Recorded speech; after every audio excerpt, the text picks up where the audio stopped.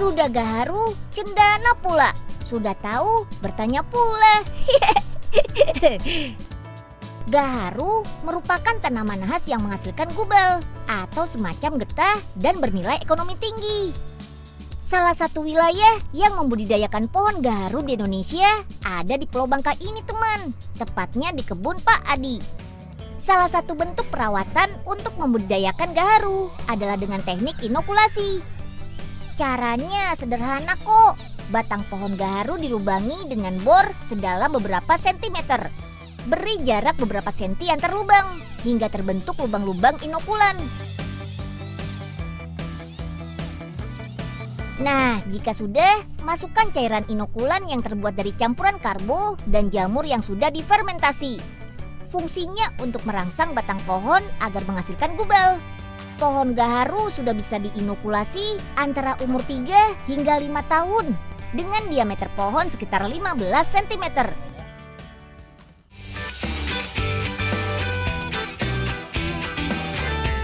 Nah, teman-teman, ini dia nih contoh pohon gaharu yang sudah mendapatkan proses inokulan.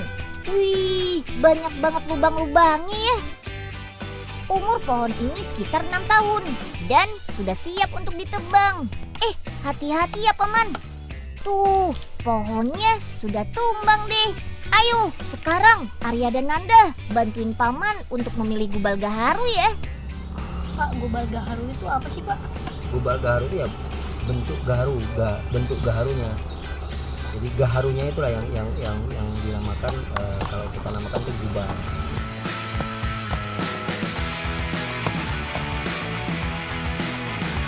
Gaharu akan dibelah menjadi potongan-potongan kecil. Untuk memisahkan antara gubal dan kayu, potongan gaharu diserut menggunakan alat khusus seperti ini. Gubal-gubal yang sudah disortir selanjutnya digiling dengan mesin khusus. Tuh, lihat gubalnya sudah berubah menjadi bentuk serbuk. Selanjutnya rebus dan masukkan ke dalam mesin penyulingan. Untuk ukuran 5 kg gubal, proses penyulingannya membutuhkan waktu hingga 30 jam. Waduh, lama banget ya teman. Proses penyulingan ini digunakan untuk mendapatkan sari gaharu atau minyak gaharu. Dalam satu tungku penyulingan ini saja tidak menghasilkan minyak yang cukup banyak. Hanya beberapa cc saja dalam satu kali penyulingan. Walaupun hanya sedikit, harga minyak yang sudah melewati proses penyulingan ini bisa mencapai hingga 300 juta rupiah per liternya. Minyak gaharu sangat dibutuhkan industri minyak wangi di Eropa, Timur Tengah, Korea, Jepang, dan juga Cina. Selain itu, minyak gaharu juga diperlukan dalam industri kosmetik sebagai bahan pengawet alami. Oh iya teman, selain minyaknya, ampas dari gaharu juga masih bisa dimanfaatkan loh. Biasanya ampas gaharu akan dibuat menjadi aromaterapi. Cara membuatnya sangat mudah kok. Ampas gaharu dicampurkan dengan tepung kanji dan sedikit air. Campuran ini kemudian dipanaskan beberapa saat. Pemanasan ini bertujuan agar ampas gaharu dan tepung kanji tercampur rata sehingga saat dibentuk nanti mudah merekat. Dengan menggunakan cetakan khusus, bubuk aromaterapi dengan bahan gaharu ini siap dicetak. Satu aromaterapi ini dijual dengan harga Rp1.000 saja. Selain keperluan ritual ibadah, aromaterapi gaharu ini biasa juga digunakan di salon dan spa. Aroma wangi gaharu yang khas memberikan efek relaksasi dan nyaman, sehingga membuat badan menjadi tenang, segar, dan bugar kembali. Wah, ternyata tanaman gaharu ini mempunyai banyak manfaat ya.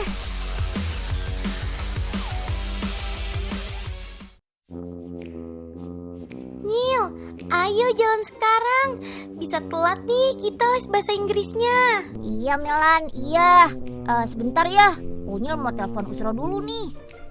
Kita janjian jemput dia di pos kamling aja. Tuh Nil, udah mau hujan juga tuh. Ayo buruan, Melani gak bawa payung. Iya deh, iya Melan. Aduh, handphone si Usro gak bisa dihubungi lagi. Ya udah, ayo Melan, kita jalan sekarang aja yuk. Ayo. Duh, Unyil mana sih? Tumben-tumbennya ngaret. Mana handphone lobet lagi. Wah, ada si Usro tuh. Ambul kerjain ah. Duh, kok tiba-tiba ada bau kemenyan sih? Jangan-jangan kok jadi merinding gini ya? Unyil dan Melani mana sih? Lama banget datangnya. Wah. Hantu! Tolong! Usro. Masa gitu aja takut sih? Ambul, jahil banget deh. Kalau Usro kena serangan jantung, Ambul mau tanggung jawab. Yah, maaf deh, Sro. Kan Ambul cuma bercanda. Sekilas bentuknya memang seperti pisang. Tapi ini adalah bolu pisang dengan bentuk hampir sama seperti pisang loh. Wih, keren ya. Tuh lihat, Fadli, Kevin, Derin dan Elis suka banget makan bolu pisangnya. Yang nggak tahu, bisa-bisa mereka dikira makan pisang sama kulitnya lagi. Olahan buah tropis yang satu ini memang gak ada habisnya deh. Selain bisa dinikmati segar, lalu diolah menjadi camilan ringan, pisang juga bisa dijadikan bolu yang memiliki nilai ekonomis yang tinggi. Bolu pisang sebenarnya sudah mulai ngetren sejak tahun lalu. Pertama kali muncul di negara Jepang. Di Jepang, bolu ini dikenal dengan sebutan Tokyo Banana. Bolunya polos dengan motif totol seperti ini, dan ada isian krim pisang di dalamnya. Nah, di Bandung, Tokyo Banana ini dimodifikasi oleh Cavalli menjadi bolu pisang dengan guratan berwarna coklat seperti ini. Untuk membuat adonan bolu pisang, hal pertama yang harus disiapkan adalah kuning telur. Derin dan Elis, ayo bantu pecahkan telurnya.